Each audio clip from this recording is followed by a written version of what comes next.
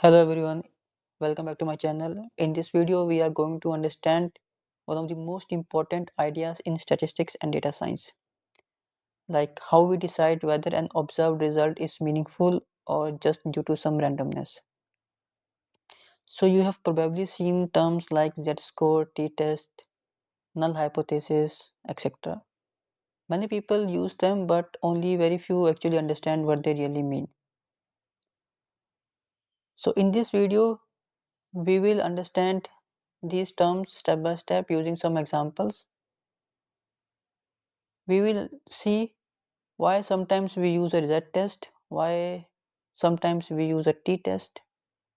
So by the end of this video, you won't just know how to run these tests, but you will also understand what they're actually saying about your dataset. Okay, so let's go ahead. So the difference between Z test and T test is actually pretty simple.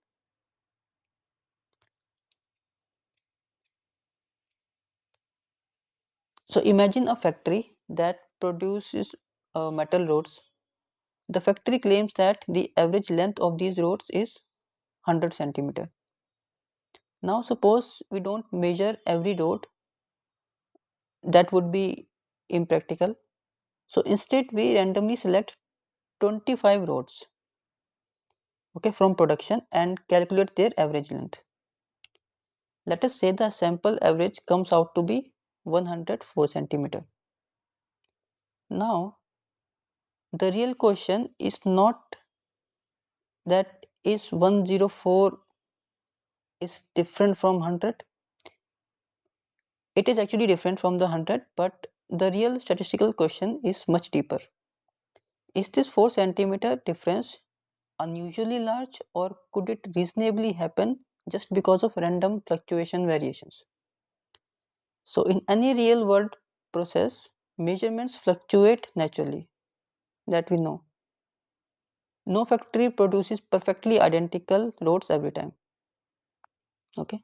So a small difference from 100 centimeter might be normal noise. A large difference might signal a real problem in the process. So this is exactly where statistics tests come in. Okay. If the difference is too large to be explained by random variation, we suspect the factory's claim may be wrong. If the difference is well within the expected random fluctuation, we conclude that the data is still compatible with the claim. So statistical tests are not about proving something is true or false. They are about judging how surprising the data is, assuming the claim were true. So that's why we need statistical tests. They separate signal from noise and real effects from random fluctuations. Okay.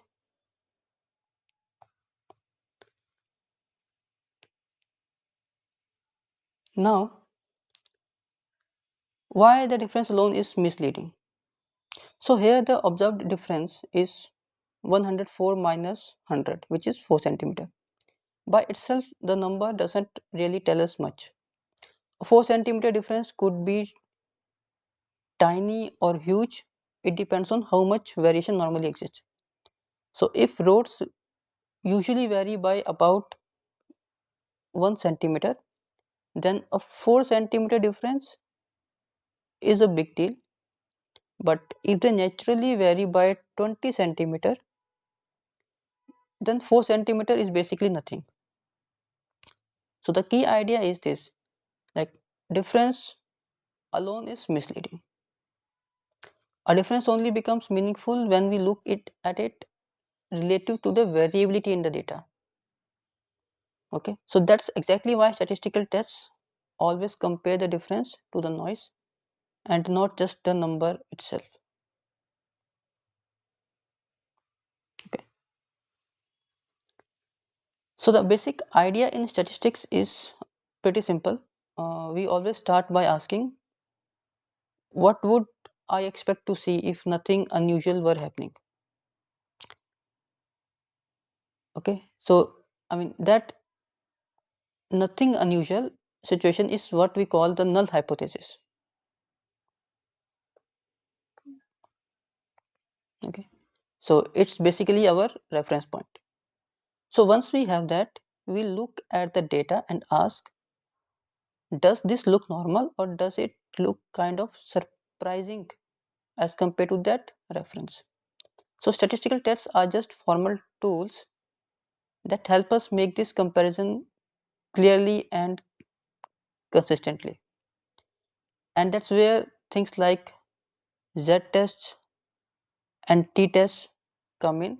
So they give us a precise way to judge whether what we observed is typical or unusual.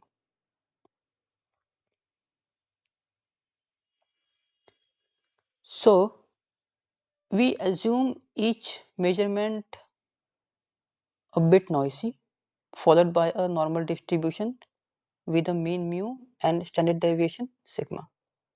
So it means that every road length,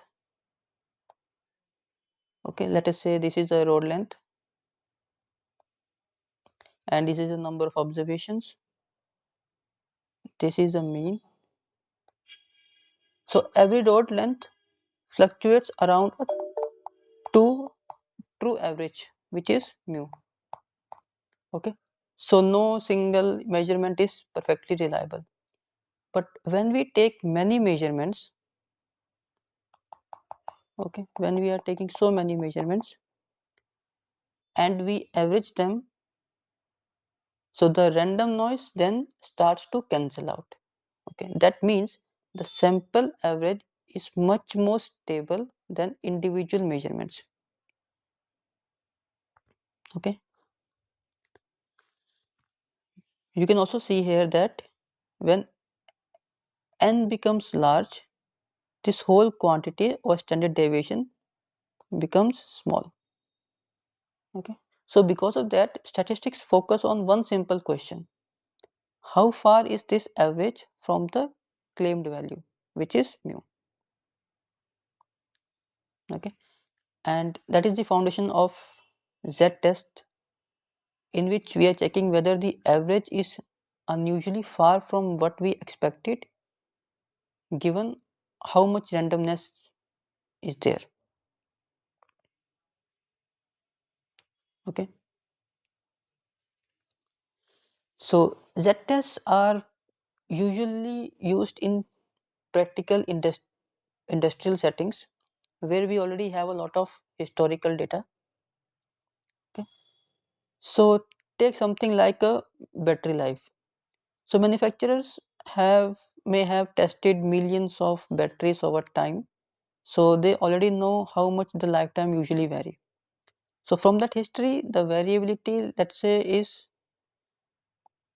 10 hours, and we can say that it is a well established. So because of this, variability is known and it is stable. We treat it as a fixed quantity in our analysis. So now in this situation, Z test makes sense.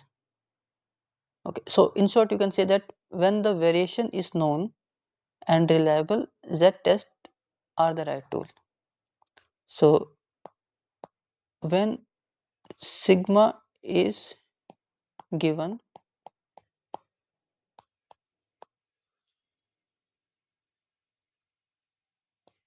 we follow Z test. That is a basic rule. Okay.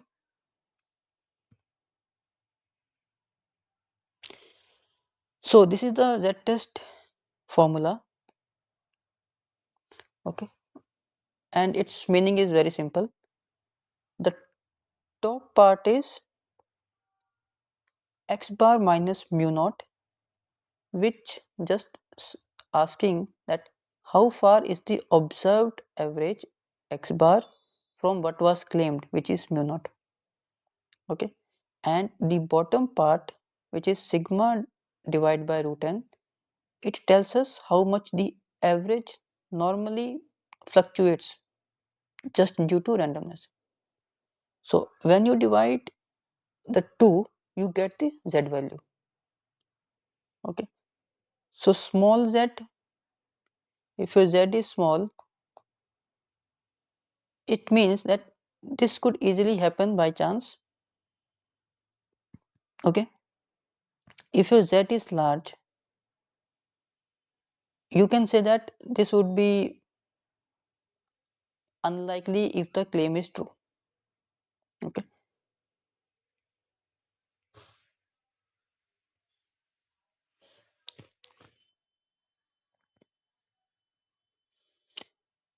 so now let us go through the setup.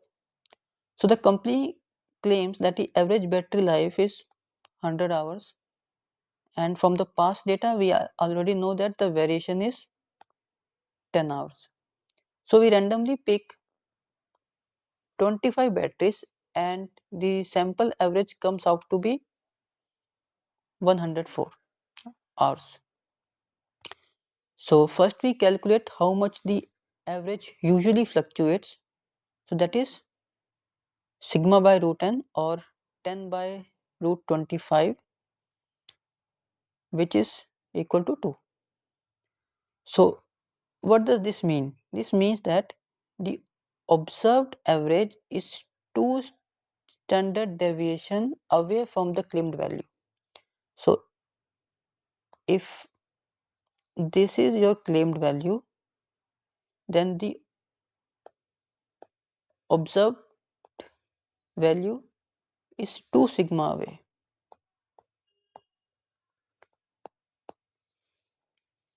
Okay, so it means that the result is somewhat unusual but not rare.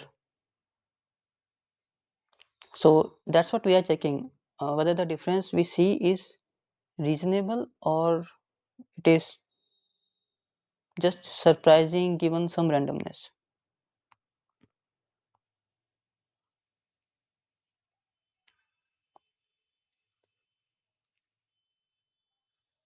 Okay,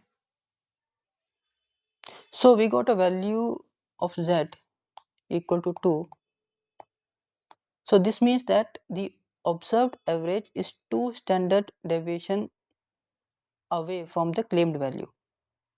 Okay, and if you calculate uh, about how many times this can occur, then it comes out to be that about 4 to 5% of the time there are some chances that this extreme result would happen. So it is not impossible, but it is slightly uncommon. Okay, so that is why we say that the observation looks unusual and it gives a reason to question the claim, okay, rather than blindly accepting it.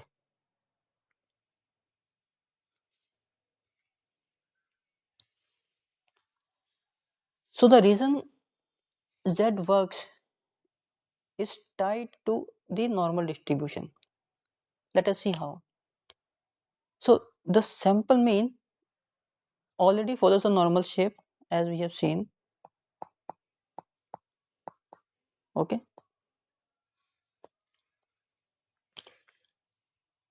so in a z test we just rescale it using a known fixed standard deviation, and that rescaling actually does not change the shape of the distribution. So if you have a distribution, if you rescale it,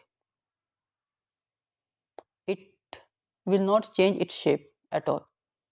Okay, so because of that the z value also always follow the standard normal distribution with the mean 0 and the spread which is equal to 1. Okay, so that is a powerful result, and once everything is on the standard scale, we can easily judge how unusual a result is, because we know that uh, its its distribution is around 0 with the standard deviation equal to 1.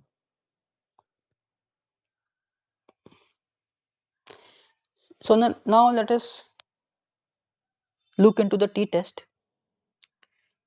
So in most real world studies, we don't have years of historical data. Okay, so we don't know the true variability or true standard deviation beforehand.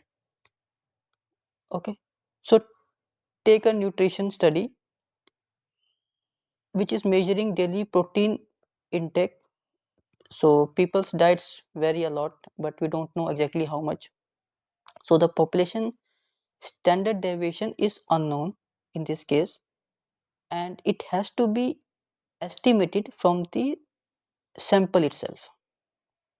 Okay, and once we estimate the variability or the standard deviation, the estimates add extra uncertainty. Okay, so because of that added uncertainty, we switch from z test to t test. So if you have unknown variability,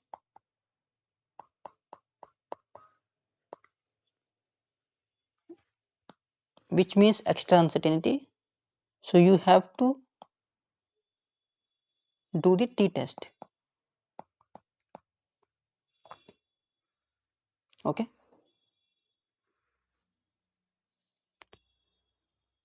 so this graph contains two different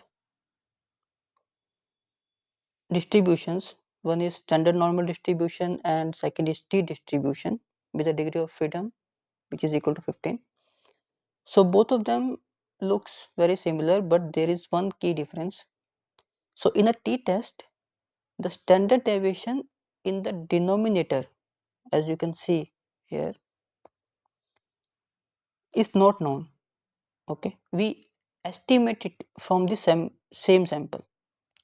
So which means that the top and bottom of this formula now depends on the random data. Okay, now because of this extra randomness, the test statistic does not follow the normal curve anymore. Okay, so instead it follows a t distribution. Okay, which is a bit wider than the normal distribution, and it also has a heavier tails. So as you can also see in this curve, in this graph, so your t distribution curve is slightly wider than your normal distribution curve. So that wider shape reflects extra uncertainty, and the smaller the sample size, the wider would be the curve. So as the sample grows, the estimate will get more stable and your t distribution slowly starts to look like the normal distribution. Okay,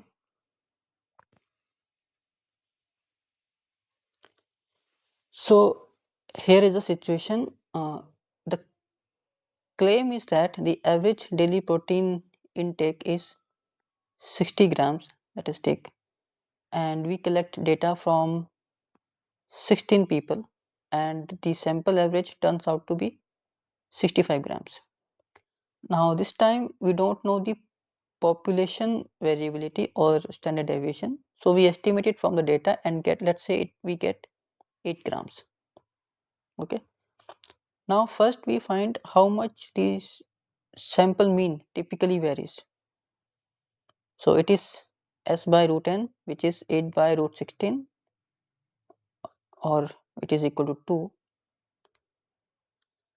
Now this will give us the t value of 2.5. So what this value tell us? It means that the observed average is 2.5 standard deviation away from the claimed value. So if this is your claimed value, then your observed average, which is your x bar, is 2.5 sigma away from your claimed mean. or your claimed value of daily protein intake. So now the t-test will also look into the same thing, whether this different is just noise or does it look too large to ignore.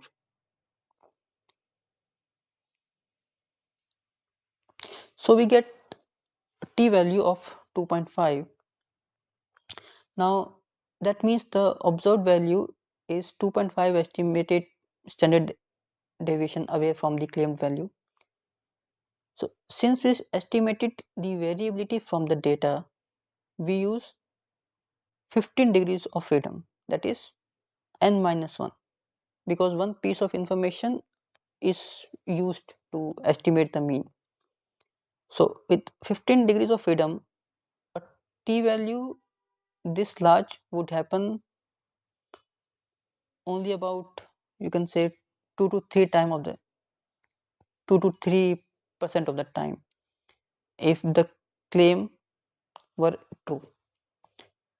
So again, it is not impossible, but it is slightly uncommon, which means that this result looks a bit too extreme to comfortably blame on random chance alone. Or you can say that the data is less compatible with the claim, and we can obviously doubt on that claim.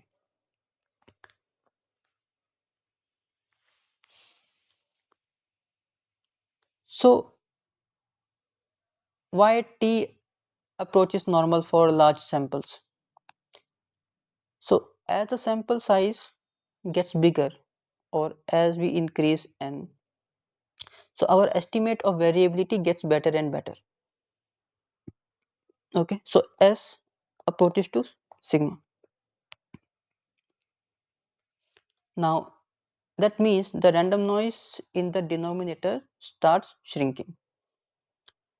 So with larger samples, the extra uncertainty we worried about in the t-test will slowly fade away. So as a result, the t distribution becomes narrower and narrower. Okay, so eventually it starts looking almost exactly like the normal distribution. So for large samples, there's practically no difference between a t-test and z-test.